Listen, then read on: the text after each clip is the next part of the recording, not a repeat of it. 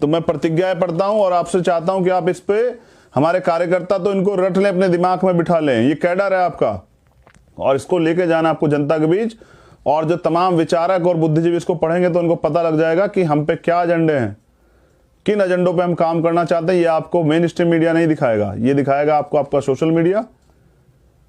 और यही बाद में वीडियो के रूप में हमारे बहुजन चैनल जो है वो उठाकर बनाएंगे वीडियो, और आप लोग आराम से सुनना। और कार्यकर्ताओं के पास तो मैंने भेज दिए, जिला अध्यक्षों के पास PDF, वहां से वो उसको पढ़े भी और जनता के बीच कल जरूर पढ़ के सुनाएं। किसी भी सरकारी, गैर सरकारी एवं मजदूर की ड्यूटी के दौरान मौत होने पर उसके परिवार को 1 करोड़ रुपए का मुआवजा तथा उसके परिवार के एक सदस्य को उसकी योग्यता अनुसार सरकारी नौकरी दी जाएगी। और ये कब? जब आजाद समाज पार्टी की सरकार आएगी।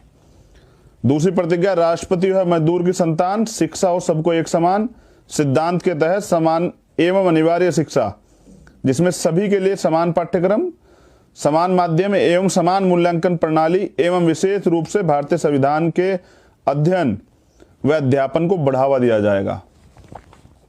प्राकृतिक आपदाओं, कृषि में सूखा, बाढ़, ओलावृष्टि इत्यादि में किसानों के साथ साथ खेतों में काम करने वाले खेतिहर मजदूरों को भी क्षतिपूर्ति मुआवजा दिया जाएगा।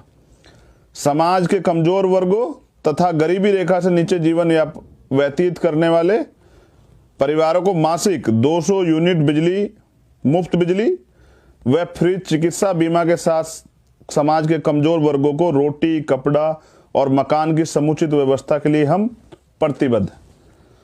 प्रदेश में हर गरीब परिवार की लड़कियों को 12वीं तक मुफ्त शिक्षा, वजीफा तथा स्कूल कॉलेज तक आने जाने के लिए फ्री बस सेवा। जिन ग्रामीण इलाकों में, कस्बों में बस सेवा नहीं है, वहां स्कूल जाने वाली बच्चों के लिए मुफ्त साइकिल उपलब्ध कराने का काम करेंगे। और माइनर गर्ल एजुकेशन, छोटी बच्चों के लिए पढ़ाई की विशेष व्यवस्था करेंगे कि वो पढ़ें और अपने जीवन में को संपूर्ण करें, आगे बढ़ाएं अपने जीवन को, देश की तरक्की में अपनी भागीदारी करें महिलाएं और हमारी बहनें। कच्ची पक्की कॉलोनियां व ग्रामीण क्षेत्र के विकास के लिए सड़क, नाली, पानी व सीवर विकसित कर स्वच्छ व सुंदर वातावरण बनाया जाएगा। और बहुत सारे लोग तो इन्हीं की वजह से बीमार होकर मर जाते हैं। आजाद भारत के 70 साल बीत जाने पर प्रदेश में अभी भी 8-10% जनसंख्या झुग्गी झोपड़ी, फुटपाथ, रेलवे स्टेशन या फिर खुली छत के नीचे सोने के लिए मजबूर हैं। ऐसे लोगों के लिए सरकारी खर्च पर रैन बसेरा या फिर उनके लिए छोटे आवास की व्यवस्था करने का काम करेगी। मॉब लिंचिंग एक तरह की पराजित हिंसा है, उसमें शामिल अपराधियों को सख्त सजा का कानूनी प्रावधान के साथ अल्पसंख्यक समुदाय के विकास के लिए स्कूल, मदरसों का विशेष प्रावधान किया जाएगा तथा उनको चलाने के लिए NGO को ग्रांट देकर पिछड़े समुदाय को देश की मुख्य विकास धारा में शामिल करने का काम किया जाएगा। SC, ST, OBC के लिए उपबंध संवैधानिक आरक्षण व्यवस्था को जमीनी स्तर पर 100% लागू करने का काम किया जाएगा।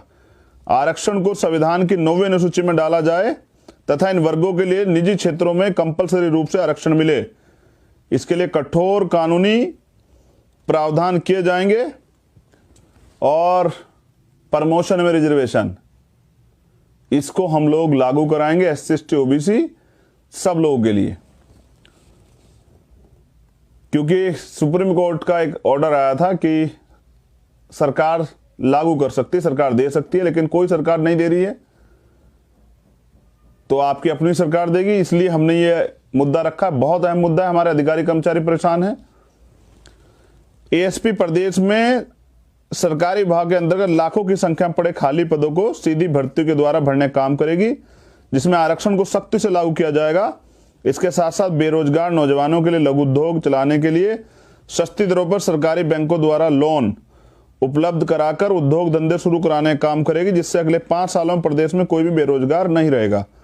और ये नौजवानों के लिए है जो सुसाइड कर रहे हैं, जिनके परिवार परेशान है, उनको सरकार नौकरी नहीं दे रही। मुख्यमंत्री तो उत्तर प्रदेश के झूठे झूठे वो कर रहे हैं, उनका तो लेखपाल भी नेपाल भाग गया है। तो इसलिए जितने भी विभाग में खाली पद पड़े हैं बैकलॉग सारा भरा जाएगा चिन्हित करके, और नए नौकरियों का सृजन भी होगा।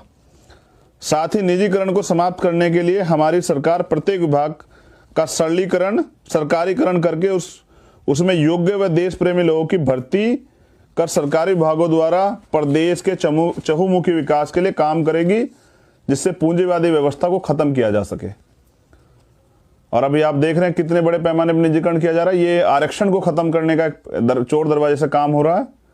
और SC ST OBC के लोगों को कौन देगा नौकरी इतने गैर बराबरी के बावजूद जो अभी है देश में।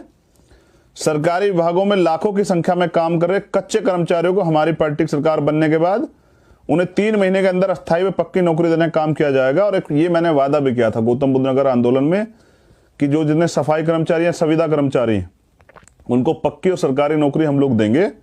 ये मैंने वादा भी किया था और मैं इस वादे पे बिल्कुल तटस्थ हूँ, प्रतिबद्ध हूँ, संकल्पित हूँ।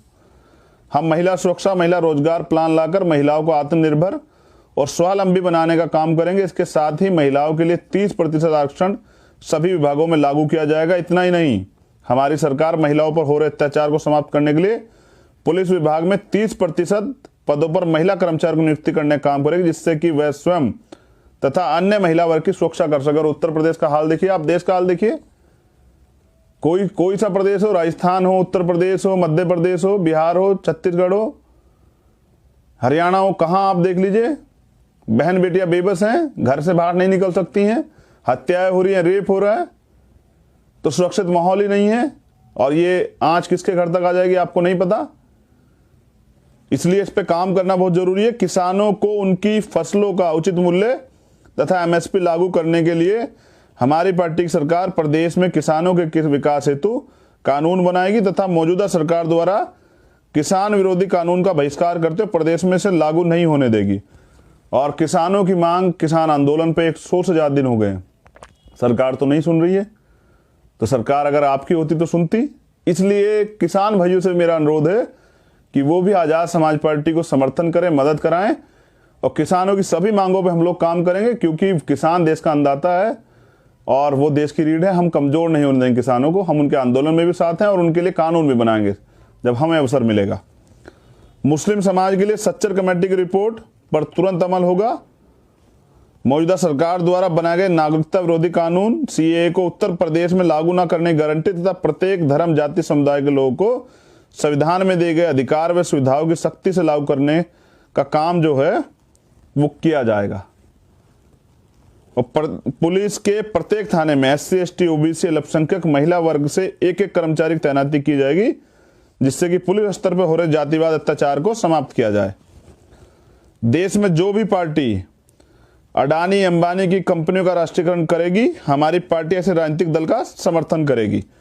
और अगर आप हमें अवसर देंगे तो समझिए कि कौड़ियों के दाम पे सरकार द्वारा उनको बेची गई सरकारी सारी संपत्ति का राष्ट्रीयकरण होगा और वो देश के गरीबों में, वंचितों में, शोषितों में बांटी जाएगी। उच्च शिक्षा संस्थानों में स्वायत्तता घोषित करके वहां आरक्षण व्यवस्था को खत्म करने का षड्यंत्र सरकार कर रही है, उसे तत्काल रोका जाएगा तथा युवा प्रतिभाओं को निखारने के लिए विदेशी यूनिवर्सिटी में अध्ययन हेतु प्रतिवर्ष 10,000 छात्रों को अध्ययन हेतु सरकारी खर्च पर विदेश भेजने का कार्य करेंगे। और ये बहुत जरूरी काम है कि यहाँ का युवा पढ़ने के लिए विदेश में जाए और वहां से पढ़ के आके देश की तरक्की में हिस्सेदारी करे। बाबा साहब भी कहते थे कि गांव से निकल के शहर में आओ, शहर से निकल के राजधानियों में जाओ, राजधानी से निकल के विदेश में जाओ पढ़ने। और बाबा साहब विदेश पढ़ के आए, तभी तो बहुत कुछ सीखे। तो इसलिए इस पे जरूर काम होगा और इसमें वंचित वर्ग के लोगों को मौका जरूर दिया जाएगा, क्योंकि वो अपने, उनके परिवार जो है ना, अपना पेट काट काट के उनको पढ़ाने का काम करते हैं और अपनी कमाई का, ईमानदारी कमाई का एक बड़ा हिस्सा इसमें खर्च करते हैं। सफाई कर्मचारियों की संविदा व्यवस्था रद्द करके उनको पहले जैसी सरकारी नौकरी में लाया जाएगा। और ये मैं आपको पहले भी कमिटमेंट कर चुका हूं और इस पर मैं पूर्ण रूप से खरा उतरूंगा और ये हम करेंगे, क्योंकि सीवर में बहुत लोग जान जाते, कोई इन पे बात नहीं करता।